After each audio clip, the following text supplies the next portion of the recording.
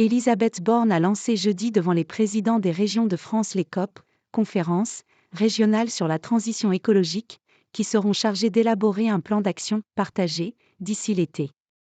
Dans la perspective de faire converger travaux nationaux et remontée des territoires, et parce que les régions sont les chefs de file de l'aménagement du territoire, l'échelon pour la réflexion stratégique et la planification, je lance aujourd'hui les Plus COP Territorial Plus, a annoncé la Première ministre devant l'Association Régions de France réunie en congrès annuel à Saint-Malo, Ille-et-Vilaine. Ces COP, conférences des parties, qui reprennent un terme emprunté au vocabulaire onusien et qui seront doublés par un tour de France des régions par les ministres concernés, doivent permettre une prise de conscience collective de la marche à franchir pour réussir la transition écologique, à tous les échelons, a-t-elle souligné. Notre objectif est d'aboutir à un plan d'action partagé avec tous, d'ici l'été prochain, pour atteindre nos objectifs de baisse des émissions, de déploiement des énergies renouvelables, ou encore de préservation de la biodiversité, a insisté la chef du gouvernement, également chargée de la planification écologique.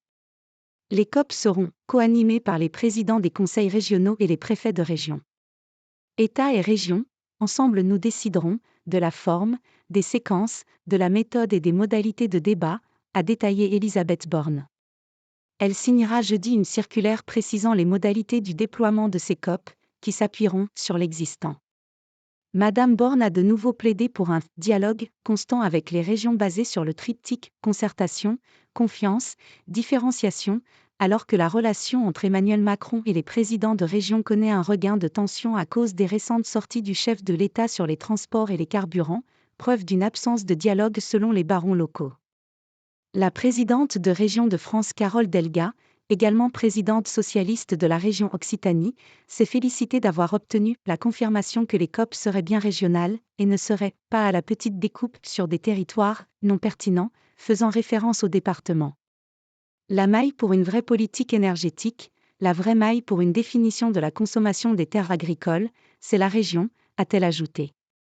Rappelant que les deux premières sources d'émissions de gaz à effet de serre sont les transports et le bâtiment, Madame Delga a souhaité qu'il y ait, au niveau du schéma régional d'aménagement, une vision globale de quels sont les territoires que l'on bâtit, que l'on densifie, quels sont les territoires en compensation que l'on renature. Quant au transport, c'est les régions qui sont à la manœuvre, a précisé l'élu, qui demande à la Première ministre des Assises des Transports pour remettre à plat la politique ferroviaire de l'État et trouver de nouvelles sources de financement pour les régions.